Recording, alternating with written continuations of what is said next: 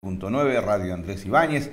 Quienes nos siguen también pueden ubicarnos en seno.fm, la plataforma para escuchar radio de cualquier lugar del mundo, seno.fm/Mañana es Mejor. Y quienes quieran ver las entrevistas que hacemos, estamos también en Mañana es Mejor, en Facebook, y ya estamos en el live para quienes nos quieran acompañar a través de la radio o a través de las diferentes plataformas por las cuales nos conectamos.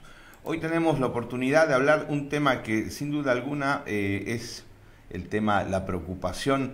En todo caso viene siendo una preocupación determinante para lo que pasa en Santa Cruz. Recordemos, por ejemplo, solamente como un dato, que todo lo que pasó el 2019, el cambio de gobierno, la renuncia de Evo Morales, las fallidas elecciones, todo arrancó con una preocupación originada por grupos de activistas que a partir de agosto del 2019, precisamente por la preocupación de la inacción del gobierno frente al tema de los incendios forestales, arrancó una serie de protestas urbanas que derivaron en los hechos.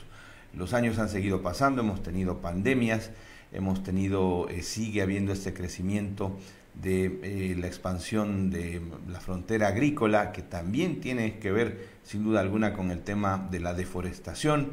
Hay un tema político muy fuerte, que es el avasallamiento de tierras productivas, las concesiones que otorga el gobierno.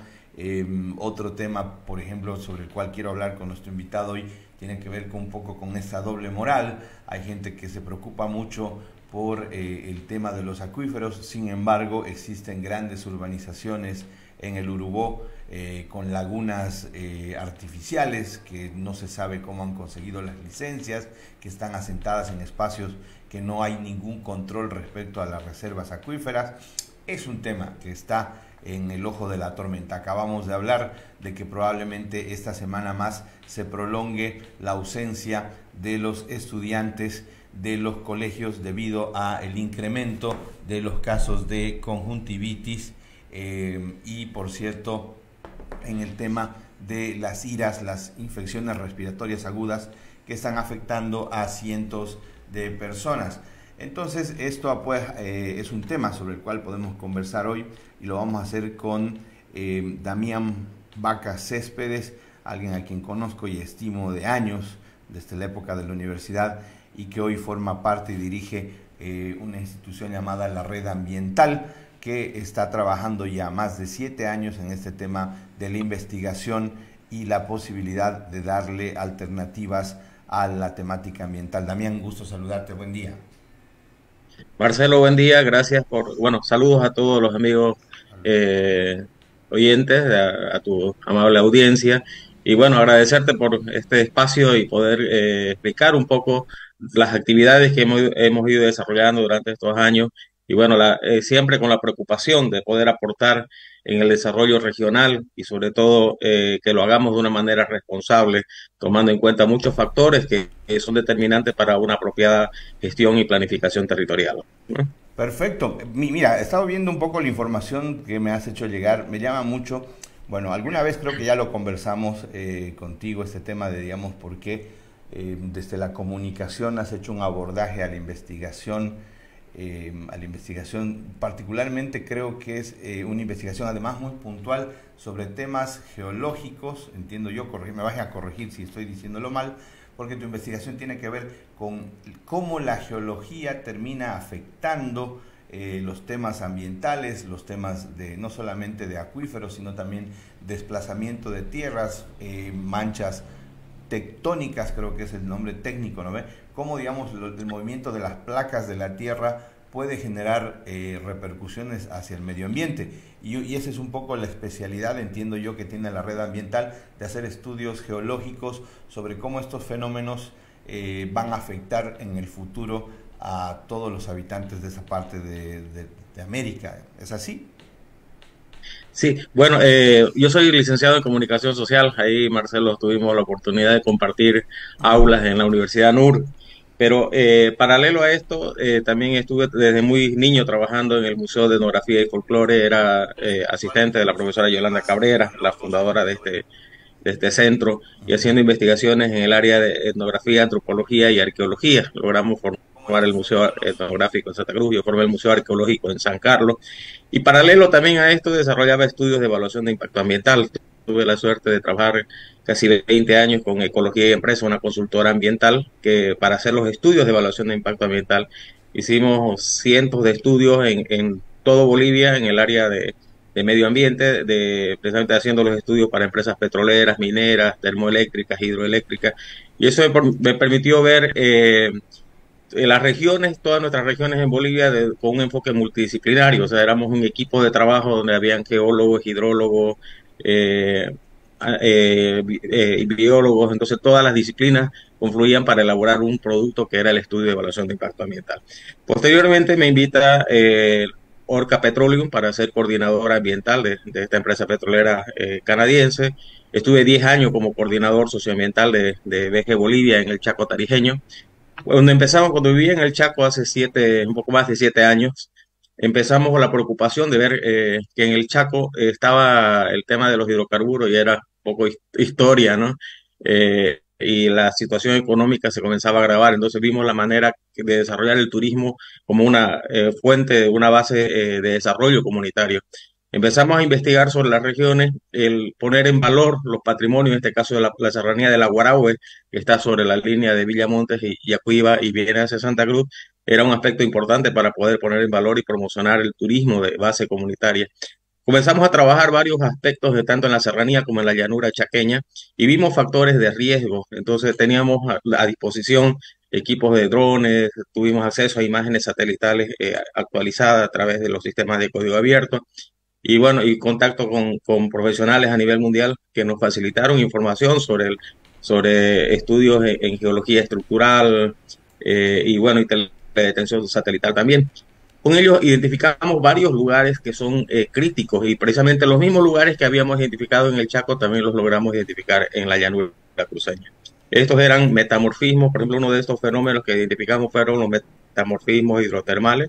Son unos círculos enormes que tenemos de 2 kilómetros, 1 kilómetro en la llanura. Se produce por fenómenos de hidrotermales y eso genera un problema porque con el tiempo estos círculos primero se forman domos y luego colapsan, entonces ponen en riesgo a comunidades que podían estar asentadas en estos espacios, que es una alteración geológica, por supuesto, estos flujos, ¿no? Entonces, como eso, identificamos otras zonas, el metasomatismo, que es flujos de lodos volcánicos, y justo coinciden con una zona que tenía que ver con fallas sísmicas, con movimientos sísmicos periódicos. Entonces, identificamos una línea de posible riesgo sísmico. Al principio, cuando presentamos estas propuestas a nivel nacional, los colegios de ingenieros dijeron que no era así, que no iban a haber sismos, porque identificamos una línea sísmica bastante crítica en Santa Cruz de la Sierra. Y bueno, lo publicamos y bueno, hubo bastante resistencia a aceptar esto. Pero entre el junio del 2019 y junio del 2020 se desarrollaron cerca de 40 sismos en Santa Cruz. Entonces esto nos permitió entender que tenemos, si ustedes ven un mapa geológico de Sudamérica, vamos a ver que se forma desde la costa del Pacífico hasta Santa Cruz de la Sierra, termina una punta de un cono.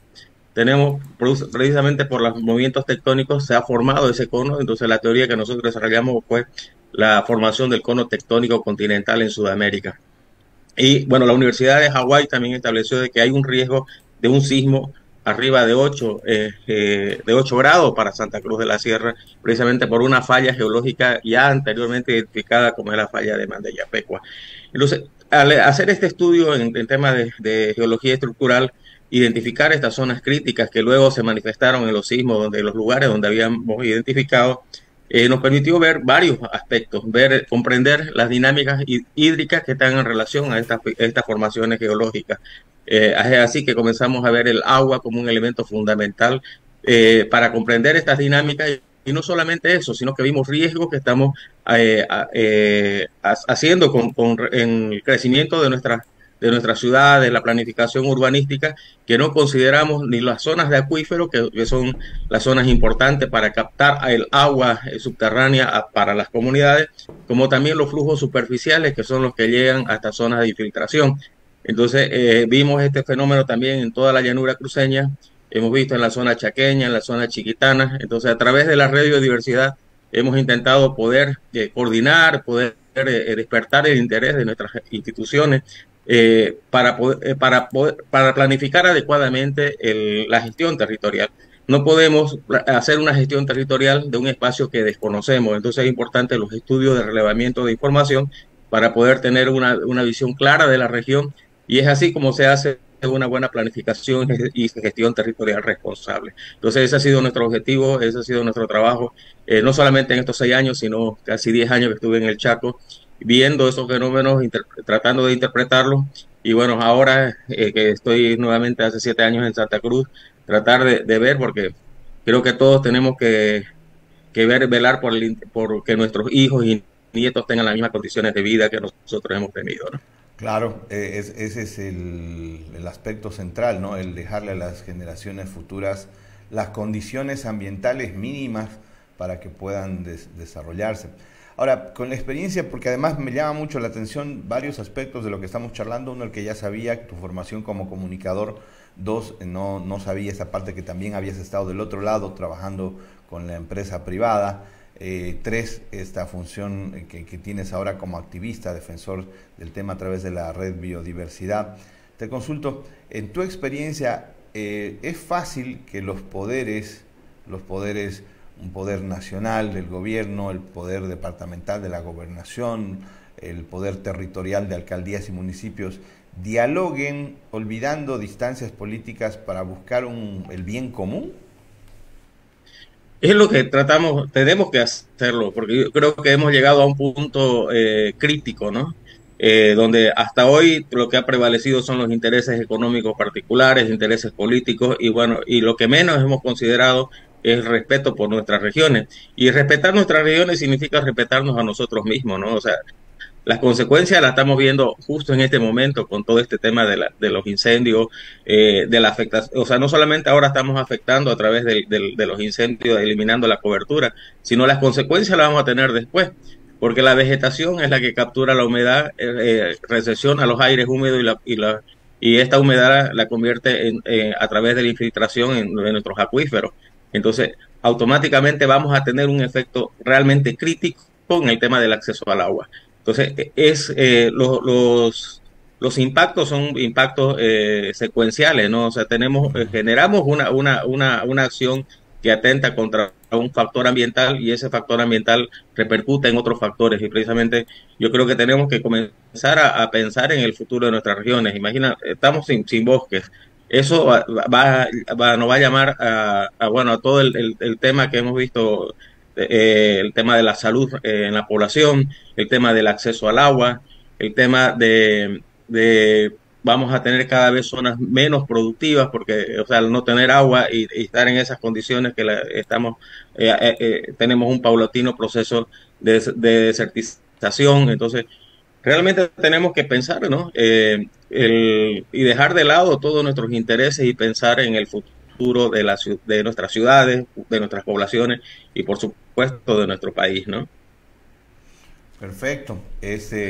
Bueno, estás pintando un panorama desalentador porque tiene que ver un poco con el, no sé si ponerle ese término, pero con el desapego que uno le tiene a estos temas. Generalmente yo creo que a partir de las situaciones extremo es cuando la gente empieza a tomar realmente conciencia, ¿no?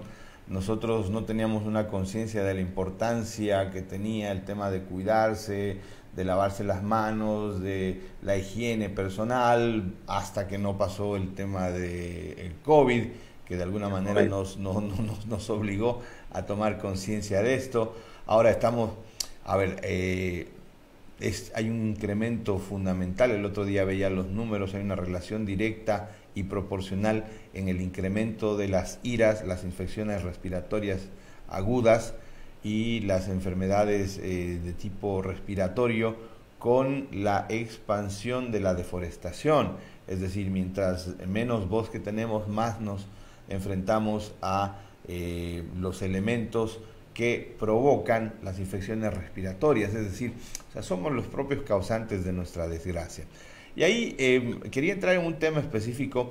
Yo sé que estás en el tema ambiental. Alguna vez, no recuerdo bien si ya te he hecho una entrevista, no sé si en este programa o en otro, para hablar de ello, pero la anterior semana se viralizó mucho por redes sociales, a mí me llegó como en 4 o 5 grupos de WhatsApp, un video donde se te ve dando una explicación muy didáctica, y eso me llamó mucho la atención, porque generalmente la gente viraliza memes, viraliza chismes, pero no es de viralizar una explicación didáctica, casi técnica, de la protección de lo que estabas haciendo, un poco de la explicación de los terraplenes y cómo esto sirve para hacer como los embalses subterráneos para el agua. O sea, ¿te acordás de ese video, no? Donde estás con un megáfono. Sí, sí. ¿Nos podés poner en contexto de qué se trata esto? Bien, bueno, empezamos hace tiempo, yo me acerqué a la familia Kim, fui a la zona del Parque Regional Lomas de Arena y vi las líneas de lagunas que realmente estaban en estado crítico. Hay obras que se han hecho por los municipios de Santa Cruz y municipio de La Guardia, alterando y rellenando las lagunas que tenemos como reguladores hidráulicos en esta zona de Santa Cruz del Río. Estamos hablando al sur del río Piraí. Entonces, tenemos que tomar en cuenta de que realmente nuestras acciones generan impacto. Y entre eso, esta zona precisamente de Laguna es una región que conecta con la UCPN Huendá-Urubó y la UCPN del Parque Regional Lomas de Arena. El Parque Regional Lomas de Arena es un aspecto realmente sensible para la ciudad. Todo el agua que viene de la serranía del Parabano y Naranjillo se infiltra en esta zona del Parque Regional y a través de la línea de laguna lleva hacia el Parque Regional Lomas de Arena los caudales que descienden desde las montañas. Entonces, este es un aspecto que estuvimos hace un año, ya un poquito más de un año, haciendo estudios. Hace 2 años estuve haciendo los estudios para ver y tener todas las evidencias que permita a la población tomar conciencia de la importancia de este sector. Entonces tuvimos un año difundiendo a través de las redes sociales esta información, pero hubo poco espacio, ¿no? Los medios de comunicación a veces son reacios a difundir este tipo de informaciones que son a veces delicadas, pero es importante que la población lo conozca. O sea, no podemos defender algo que no conocemos y no valoramos. Entonces yo creo que la difusión que como me mencionas, de la nota esa que salió en TikTok hace una semana, ha sido vital porque ha despertado, yo creo, el interés. Pero han sido muchas publicaciones que hemos ido realizando en esta zona que la población tiene que entender, no solamente como zona de infiltración, sino también esa zona evita que la ciudad se inunde. El agua que llega de la época de lluvia llega a esta línea de lagunas y evita la mancha urbana, llega hasta el río a través del río Pantano, la lleva hacia Río Grande, entrando a través del Parque Regional Lomas de Arena. Uno, cuidamos el agua de infiltración, que es el agua que consumimos en nuestros hogares, y otra parte, evitamos que el agua nos inunde durante la época de lluvia. Entonces, esta es la parte sensible de ese sector. Ahora, lo que tenemos al otro lado del río Piraí, tenemos la zona de la UCPN Huendá-Urubó. Mucho se ha hablado de eso, pero poco se conoce. Entonces, a veces acciones que son totalmente aisladas por falta de difusión, no entendemos la magnitud ni la importancia de las acciones que muchas comunidades hacen. Hace 1 año y medio, la población, el Torno, salió a protestar a las calles y bloqueó la carretera antigua Cochabamba, exigiendo que se elimine las concesiones mineras que todavía siguen vigentes y están en discusiones, incluso los pobladores reciben amenazas permanentes. Yo he estado en toda esa zona recorriéndola y he visto, incluso he escuchado los audios de personas amenazando a los comunarios de que van a entrar a explotar la piedra caliza en la zona de Alto Espejo. La zona de Alto Espejo tenemos que entenderla como una zona que es la fábrica de agua, es la zona alta, donde el aire húmedo que viene desde el Atlántico, la humedad que tenemos en toda la región amazónica, choca con esta serranía que están ubicadas en Alto Espejo y el Amboró y el Parabano, y la vegetación que está sobre la superficie captura esta humedad y la convierte, la lleva a través de sus raíces, formando líneas de escorrentía, pequeñas quebraditas que se van sumando y aportan a un flujo principal. Ese es el flujo principal precisamente en este caso del río Huendá, dentro de la UCPN, que llega y baja hasta una zona geológicamente apropiada. Esta zona, por ejemplo, hace unos 2 días tuvimos un sismo justo en esa zona. Permanentemente tenemos sismos en esta línea que va entre Terevinto y Basilio. Esa característica geológica hace que el agua llegue a esta zona y se infiltre a través de estas fisuras que tenemos en el suelo, las características también del terreno, y eso es lo que alimenta los acuíferos. tenemos que entender un acuífero como cuando nosotros, los chaqueños, por ejemplo, tienen un ejemplo interesante. Ellos toman el poro, el mate. Entonces, para seguir tomando el poro, tenés que llenar el termo. Si no llenas el termo, se acabó el Claro. poro, se acabó el Ujú. agua con la que vas a preparar Y tu se poro acabó o el tu mate. tereré, ¿no? Ujú. ¿Cómo? Entonces, exactamente lo mismo ocurre en esta zona de infiltración que estoy hablando del Parque Regional Lomas de Arena, estoy hablando del río Moreno, que es la zona donde está la Pampa del Cuyabo.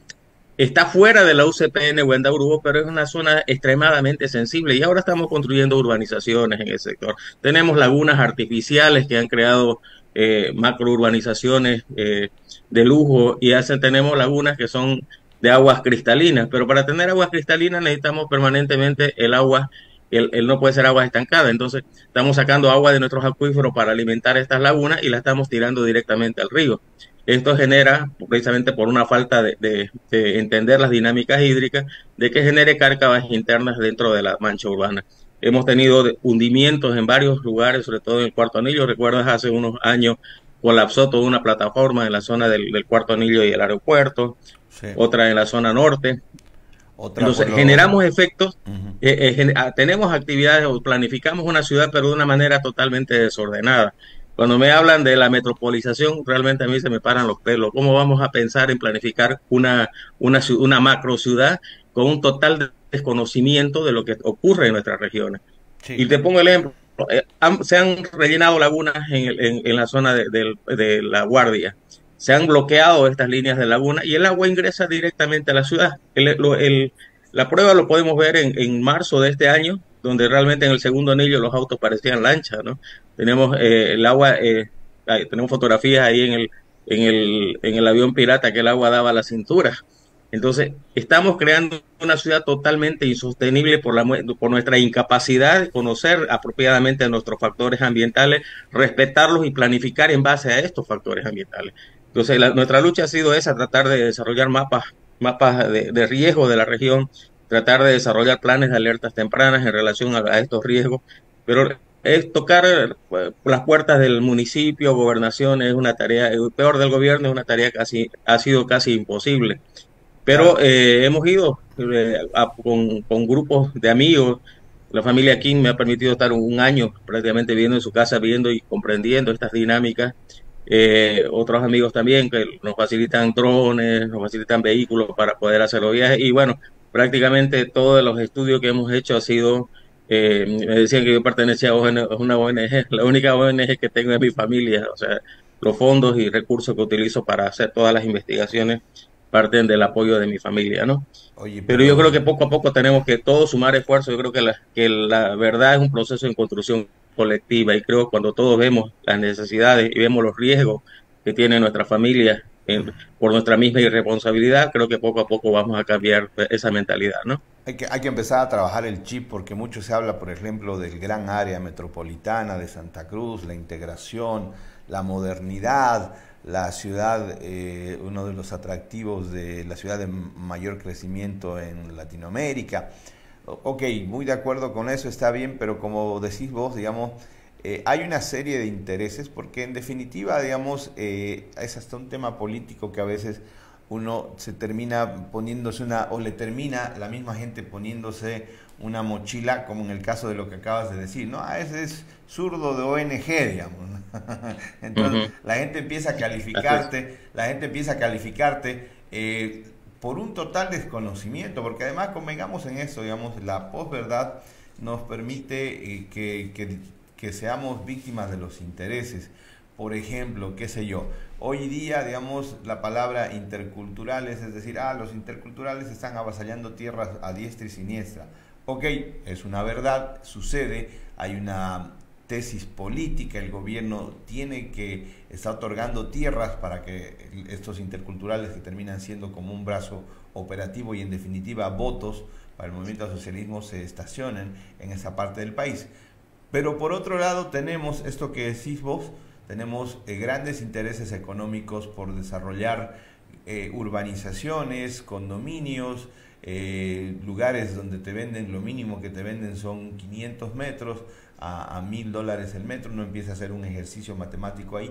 También hay muchos intereses y es cierto que existe también una especie de ceguera por conveniencia, ¿no?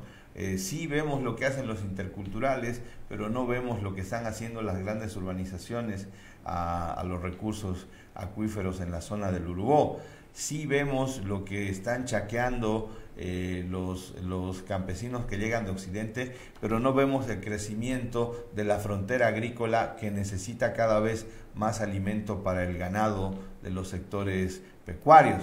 Entonces, hay toda una serie de elementos que hacen aún más difícil la labor de organizaciones como la tuya, que digamos lo que busca es investigar y ofrecer data real y científica sobre cómo todos estos fenómenos de la modernidad, del crecimiento urbano, están afectando lo que es más importante que cualquier desarrollo económico, que es el futuro de las generaciones que van a venir acá. Por ejemplo, hay una cruce de desinformación, a ver, no sé si eso quiero conversarlo con vos, que estás en la temática. Se hablaba de grandes marchas, de protestas esta semana por el tema de una decisión del Tribunal Constitucional Plurinacional para quitarles competencia a las gobernaciones respecto a, por ejemplo, lo que estamos hablando de esta área protegida Güendá, UCPN, ¿no ves? Que digamos resulta que al final leyendo la sentencia no es retroactiva, es decir, no está por encima de la ley departamental que creó esta UCPN. Entonces, ¿ves a lo que me refiero? No existen los canales correctos de información. Es decir, la gente ya estaba diciendo, no, el gobierno nos quiere quitar esto, pero resulta que no puede porque esta disposición del Tribunal Constitucional Plurinacional no es retroactiva, es decir, no puede estar ya por encima de una ley dictada, la ley departamental que autoriza la creación de estas áreas protegidas. Pero yo creo que aparte de eso es anticonstitucional. O sea, empezando por ahí, va en contra de muchas leyes, porque hay la ley de la madre tierra, está el respeto hacia los derechos de los pueblos originarios. Yo veía y he publicado en mi Facebook ahora el grupo de interculturales que ha ingresado a Guarayos y está prácticamente avasallando tierra dentro de TCO y áreas de territorios indígenas. Ahora, y eso es lo que no comprendemos, no comprendemos nuestra normativa, o no queremos entender, o no queremos que se difunda. Yo estuve el fin de semana en Comarapa, fue un encuentro que dio el Tribunal Agroambiental. Estaba la magistrada del Tribunal Agroambiental en Comarapa explicando precisamente todas las funciones que tienen los juzgados agroambientales. Y es increíble, pero mostraba la estadística del departamento de Santa Cruz y solamente dentro de la carga laboral que tienen los jueces agroambientales en la Chiquitanía, estamos hablando de San Ignacio Roboré, habían 2 denuncias por el tema de recursos naturales y 3 sobre temas hídricos. Entonces, de 11.000 y tantos procesos que estaban, solamente 2 eran sobre medio ambiente, recursos naturales, y el otro sobre recursos hídricos. Entonces, supuestamente bajo ese parámetro no existía ningún daño ambiental en la Chiquitanía. Y es precisamente por el desconocimiento. Nosotros utilizamos un sistema jurídico basado a través de los juzgados civiles y penales, y no estamos tomando en cuenta la función de los tribunales agroambientales, ¿no? De los jueces agroambientales, que tienen una función específica en proteger los recursos naturales, el medio ambiente. Y bueno, ahora en el tema de nuestras normas, después que se aprueba la ley INRA, se crea una característica que es en uno solo. O sea, si vemos las normativas a nivel latinoamericano, se establece el respeto por los pueblos indígenas. Nosotros lo hemos incorporado en nuestra ley a través de la ley INRA, pueblos indígenas originarios campesinos. Esto le da la posibilidad de que traer grupos de otros lugares, avasallar territorios tradicionales y amparado con las normas. Entonces, muchas veces se han creado normas para facilitar un proceso de avasallamiento y ocupación de tierra, destruyendo precisamente por el desconocimiento que tienen. Porque cuando nosotros vivimos en una región, nuestro entorno es lo que nos determina nuestro comportamiento. Lo mismo ocurre en la zona de la llanura. Los pueblos originarios han vivido en armonía perfecta con el entorno. Entonces, el tema de sobreexplotación de esos espacios era atenta con sus principios incluso de esa convivencia armónica. Entonces, lamentablemente, cuando traemos grupos que no son de la zona y no comprenden las dinámicas naturales, generan este tipo de impacto y lo estamos Claro, viendo ahora. sí. Entonces yo creo que es momento, hasta ahora seguimos viendo culpables apuntándonos unos a otros. Yo creo que por responsabilidad como bolivianos tenemos que sentarnos todos y ver lo que está pasando, porque no simplemente estamos afectando al contrario de una posición política, estamos afectando al país, estamos afectando nuestra economía, estamos hundiendo Bolivia por nuestra propia incapacidad y por nuestros propios egoísmos e intereses realmente oscuros, porque digo, no solamente son intereses económicos y políticos, estamos destruyendo nuestro país y no nos damos cuenta. Ese es precisamente yo creo el tema, porque creamos leyes cada una para favorecer a nuestros espacios y a nuestros intereses particulares. Y yo creo que estamos yendo hacia el precipicio y realmente nuestro país no es sostenible, ¿no?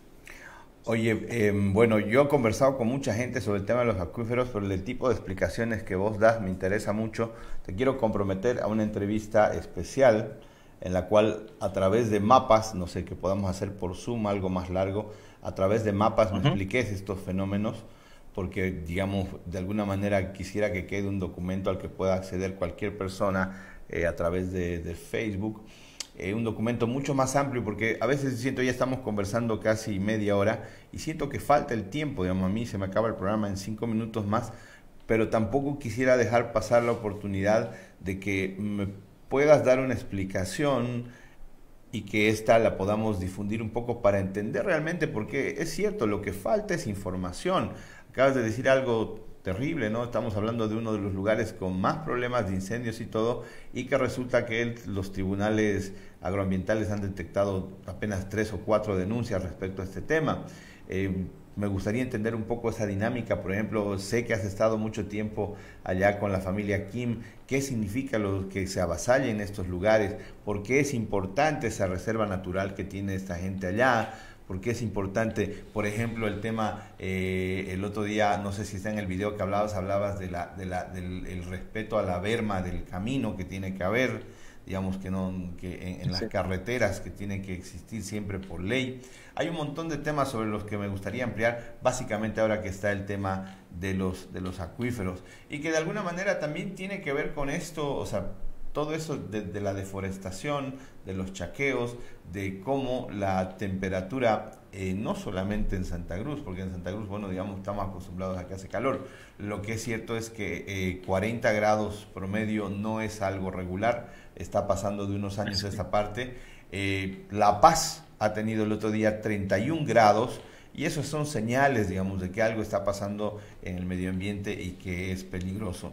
Oye, te agradezco mucho, Damián, te comprometo, no sé, tendrías que ver en tu agenda un día que podamos charlar una media hora, 40 minutos, y que me puedas compartir, digamos, de algún PowerPoint, mapas y todo, para explicarme un poco mejor, entender más a profundidad esta dinámica geológica de la que hablas y de por qué es importante, digamos, la protección de estos recursos, no solamente los acuíferos, los bosques, el tema de la frontera agrícola, también desde tu punto de vista, no solamente como ambientalista, sino como comunicador, estas dinámicas de migración que, digamos, son difíciles de entender, ¿no? Es por qué, digamos, alguien que viene de otro tipo de cultura extractivista no puede entender esta armonía con la naturaleza que tienen los pueblos de tierras bajas, ¿no ves? Ujú. Claro, con todo gusto, Marcelo, agradecerte por el espacio y bueno, estamos a disposición de todos. Creo que la información tenemos que socializarla, tenemos que compartir y no solamente, yo digo, la verdad es un proceso en construcción. Yo puedo tener la información que es producto del trabajo de investigación, pero también hay otros investigadores. Lamentablemente cada uno va por su lado y no nos ponemos en una mesa y ver todas las evidencias y trabajar en construir un país de manera conjunta y de manera desinteresada. Creo que ese es el único norte que nos queda ahora, porque hemos llegado a un punto de confrontación que estamos destruyendo todo. Entonces, yo creo que es momento de hacer un alto y ponernos todos realmente el corazón en la mesa y trabajar por nuevos horizontes y pensando en el futuro de nuestros hijos y nietos. Gracias, Marcelo, por este espacio y un abrazo. Estamos a tu disposición. Perfecto, un abrazo grande, gracias también por el tiempo que nos has dado, pero ya está comprometido, vamos a tener un conversatorio especial contigo para unas explicaciones más profundas respecto de este tema. Nosotros hemos Perfecto, con conversado, todo gusto. gracias, hemos conversado hoy con Damián Vaca Céspedes, director de la Red Biodiversidad, a propósito de un montón de temas que hoy por hoy son parte de la agenda importante de la población. Tenemos un mensaje importante y volvemos enseguida. ¿Alguna vez pensaste cuánta gente en el mundo está tomando su bebida favorita justo ahora? Muchos, ¿no? ¿Y cuántos están poniendo la botella en el contenedor correcto? Somos muchos los que entendimos que para cambiar el mundo hay que hacer. Como empezar a separar los residuos. Eso es hacer. ¿Cómo haces vos? Como hacen ellos. ¿Cómo hacemos nosotros? Como el plan que tuvimos para hacer que cada vez más gente utilice menos envases nuevos y más nuestra botella retornable universal. Que es la misma botella, pero para muchas de nuestras marcas. O nuestra iniciativa de ayudar a los negocios de nuestras comunidades a alcanzar sus metas. Hacer. Como plantar una semilla. Porque si somos muchos, algo empieza a cambiar. Así nos comprometimos a devolverle a la naturaleza y a las comunidades el agua que utilizamos para producir nuestras bebidas. La próxima vez que te preguntes si estás solo, recordá que somos muchos. Hagamos juntos. Hagamos ahora. Hagamos que hoy tenga mejor sabor que ayer.